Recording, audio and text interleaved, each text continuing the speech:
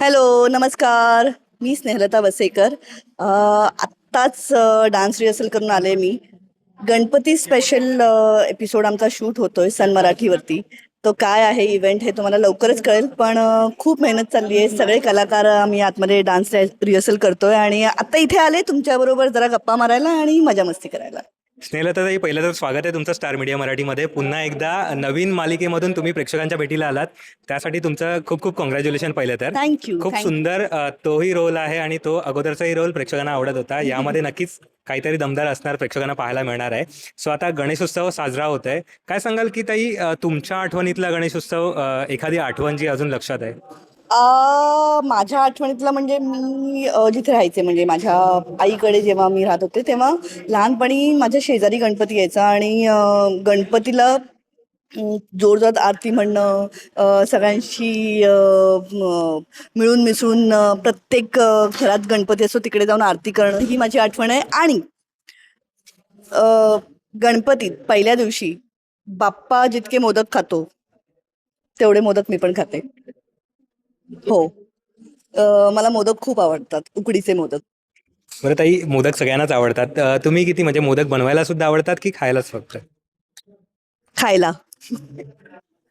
बनवल्यानंतर ना ते इतक्या मेहनतीने बनवलेले असतात ना, एक दोन खाऊन बाकीच्यांमध्ये वाटायची इच्छा होते. नाही, मला खूप खायचे असतात, त्यामुळे समोरच्याने खूप बनवावेत आणि मला खाऊ घालावेत अशी माझी इच्छा असते. हो, म्हणजे बनवायला ट्राय करते, असं नाही की मला येत नाही. मला येतं, पण मी गणपतीत ती मेहनत घेत नाही. मी पण जरा बाप्पासारखं असं रिलॅक्स करून खाणं प्रिफर करते त्यावेळेला. ते प्रत्येक, म्हणजे आपल्याला शाळेमध्ये वेगवेगळे टास्क दिले जातात किंवा क्राफ्ट वगैरे असतं. सो तुम्ही किती त्याच्यामध्ये माहीर होतात? आम्ही तुम्हाला एक टास्क देणार आहोत. सो त्याच्यामध्ये तुम्हाला गणपती काढायचा आहे. तो शाळेतल्या आठवणी काही आहेत का, की असं काही ड्रॉ करून आणणं वगैरे? हो, माझं ड्रॉइंग चांगलं आहे. तर शाळेत असताना मी कुठलंही ड्रॉइंग काढलं की ते अ, शाळेत आमच्या अशी पद्धत होती की ज्याचं ड्रॉइंग सगळ्यात चांगलं असतं त्याचं ड्रॉइंग काचपेटीत जातं. तर माझी ड्रॉइंगची बुक ही नेहमी काचपेटीत असायची. सो यावरून तुम्ही अंदाज लावू शकता. नक्कीच. आज ताई तुम्हाला एक गणपती ड्रॉ करायचा आहे. सो रेडी आहात तुम्ही? हो. ओके. माइंडमध्ये सेट करून ठेवलंय का, की कसं आपल्याला काढायचं आहे वगैरे किंवा काही? नाही, पण प्रयत्न करेन असं चित्र काढण्याचा जे कदाचित तू घरी घेऊन जाशील आणि फ्रेम करशील. नक्कीच. तुमच्या प्रयत्नाला बाप्पा यश देणारच आहे. सो रेडी आहात तुम्ही? या. Okay, start. ओके.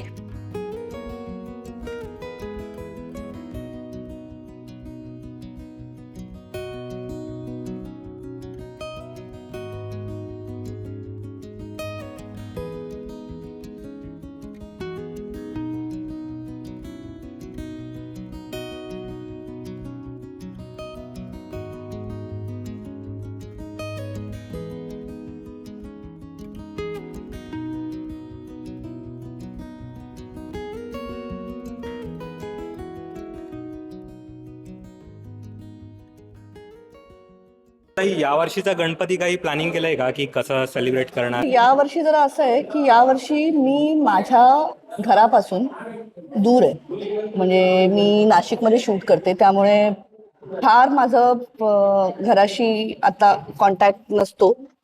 पण माझा प्रयत्न हा आहे की मला गणपतीत निदान सुट्टी मिळावी आणि मला घरी जायला मिळावं. अदरवाईज दरवर्षी माझ्या घरात गणपती असायचा आणि मी आणि माझी मुलगी आम्ही गणपतीची मूर्ती स्वतः तयार करायचो.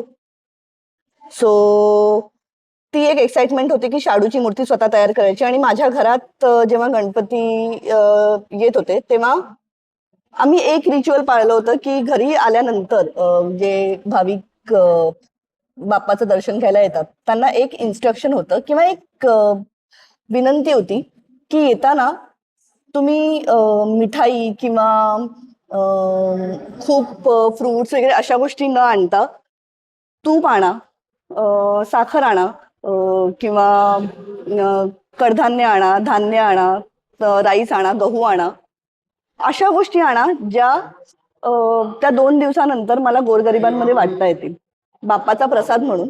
कारण गोड आणल्यानंतर तुम्ही गोड खाऊन खाऊन किती खाणार. सो जर अशा घरगुती वापराच्या वस्तू दिल्या तर बाप्पाचा खरा आशीर्वाद त्या लोकांपर्यंत पोहोचेल असं मला वाटतं. त्यामुळे आम्ही ते फुलं आणणं, हार आणणं हे सगळं बंद केलं होतं आणि अशा पद्धतीने आम्ही गणपती साजरा करायचो. बरं ताई, तुम्ही फिटनेसचे व्हिडिओ वगैरे टाकत असता. हा. यामध्ये गोड वगैरे हे ते या दिवसामध्ये किती बाजूला ठेवलं किंवा ताव मारता असं काही? असं काही नाही, मी ताव मारते, पण त्याच्यातही माझं लिमिट असतं. मी गुळाच्या गोष्टी जास्त खाते. मी साखर अवॉइड करते, पण मी खाते, असं काही नाही. एक दिवस चालतं आणि त्यानंतर मग परत वर्कआउट करा, परत मेहनत घ्या. आपण जगतो कशाला? खायला. सो खाणं बंद नका करू, पण लिमिटमध्ये खा.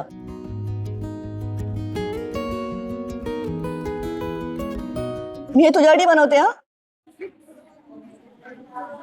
बरं ताई, तुम्हाला क्राफ्टिंगची आवड आहे, मुलीला किती आवड आहे, की या गोष्टी अशा बनवते का किंवा खूप. आता मी काही कॅरी नाही केलंय, पण बऱ्याचदा माझे हेअर क्लिप्स आणि हेअर रबर्स वगैरे सगळं माझी मुलगी बनवते, शौर्या. आणि आता ती बेकिंग करायला लागली, त्यामुळे ती माझ्यासाठी विदाऊट साखरेचे केक पण बनवते.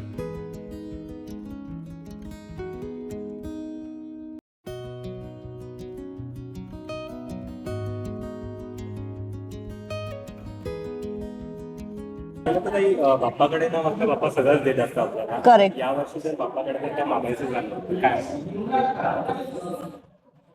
यावर्षी बाप्पाकडे काही मागायचं झालं तर मी हे मागेन की मला ना सगळं करण्याची ताकद दे. बऱ्याचदा असं होतं ना, अर्ध्यात ना गोष्टी पूर्ण होतील की नाही ही शंका मनात निर्माण होते. तर मी बाप्पाला रिक्वेस्ट करेन की मेहनत घ्यायची माझी तयारी आहे, फक्त ती मेहनत घेताना जी ताकद लागते ना ती मला दे. आणि माझी सगळी स्वप्न माझ्या मेहनतीने मला पूर्ण करायची आहेत. बस ती एनर्जी मिळते. की बाप्पा तुमची विश पूर्ण झालेली आहे. थँक्यू.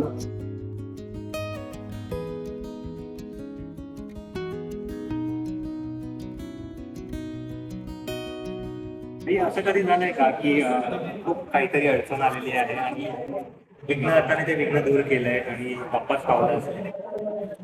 अशा बऱ्याच गोष्टी आहेत. म्हणजे मला असं वाटतं की बाप्पा जेव्हा अशा अडचणी देतो ना, तेव्हा ना तो त्याच व्यक्तीला देतो ज्याच्यात ती ताकद असते. अदरवाईज बाप्पा अशी विघ्न प्रत्येकाला देत नाही. आणि मला एक गोष्ट माहिती आहे की प्रत्येक वाईट गोष्टीनंतर एक चांगली गोष्ट येणार आहे.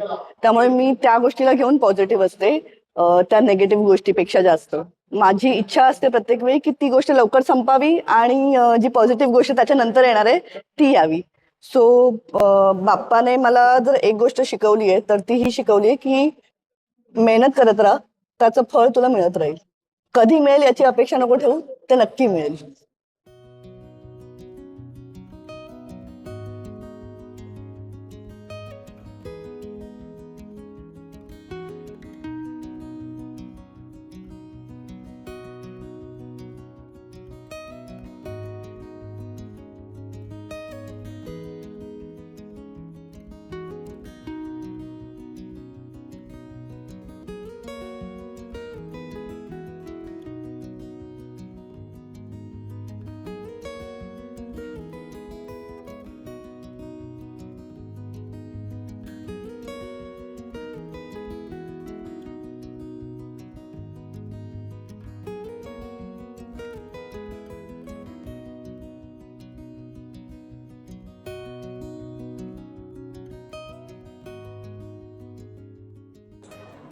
बऱ्याच कलाकार मंडळींकडे सुद्धा गणपती येतात. तर यावर्षी तुम्हाला कोणाकडे आवर्जून जावं असं वाटतं?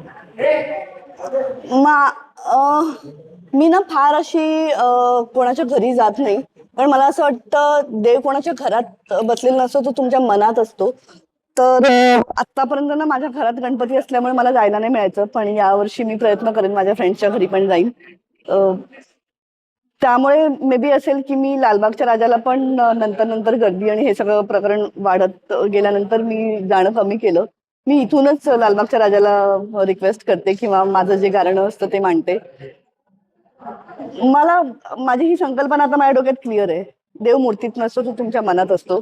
त्यामुळे मी ती गोष्ट प्रकर्षाने पाहण्याचा प्रयत्न करते.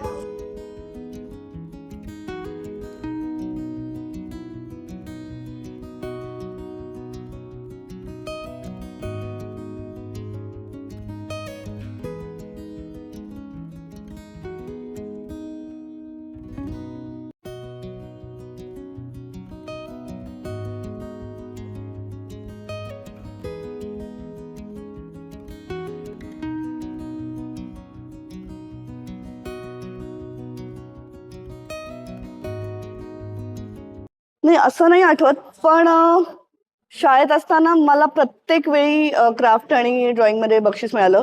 पण त्याचं श्रेय जातं माझ्या मामाला, कारण मी जेव्हा अगदी लहान होते ना, जेव्हा माझा ड्रॉइंगशी संबंध यायला लागला तेव्हा माझा मामा घरी स्केच करायचा, मिलिंद मामा. सो त्याच्याकडे बघून बघून मी शिकले. त्यामुळे जर माझं पहिलं बक्षीस म्हणाल किंवा काय असेल तर ते मला त्याच्याकडून मिळालं होतं जेव्हा मी पहिलं चित्र काढलं होतं. सो या.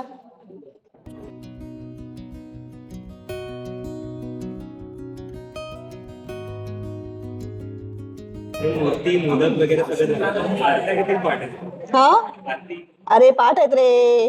आता एकदम मधला प्रश्न नको विचारूस. पण आहे बऱ्यापैकी पाठ आहे.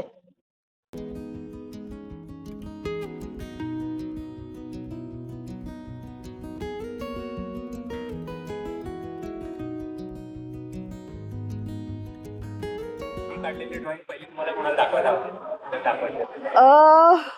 यार किती हा प्रश्न आहे. हा, हे ड्रॉइंग ना मला माझ्या मामाला दाखवायला आवडेल, मिलिंद मामाला. कारण मी ड्रॉइंग त्याच्याकडून शिकले. सो हे मला त्याला दाखवायला आवडेल नक्कीच. पण आता हे तुम्ही बघितलंय ऑलरेडी बनवताना, मी त्याला कसं दाखवू पहिलं.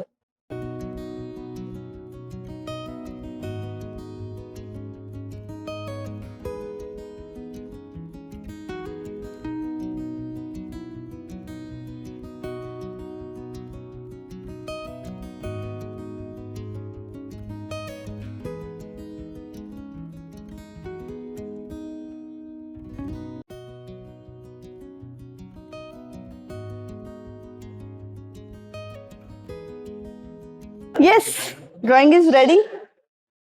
नाही थांब, not ready eight.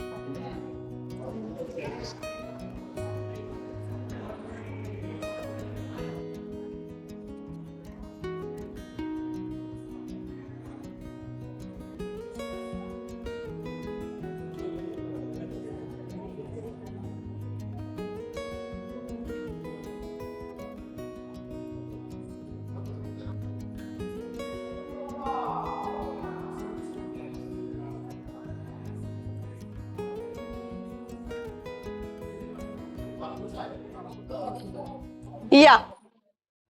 And here is my drawing. तो मी तयार केलेलं ड्रॉइंग रेडी आहे. फार घाईघाईत तयार केलंय, पण मला प्लीज कमेंट करून कळवा की तुम्हाला हे ड्रॉइंग कसं वाटलं. आणि पाहायला विसरू नका सन मराठीचा गणपती स्पेशल इव्हेंट. नक्की पहा.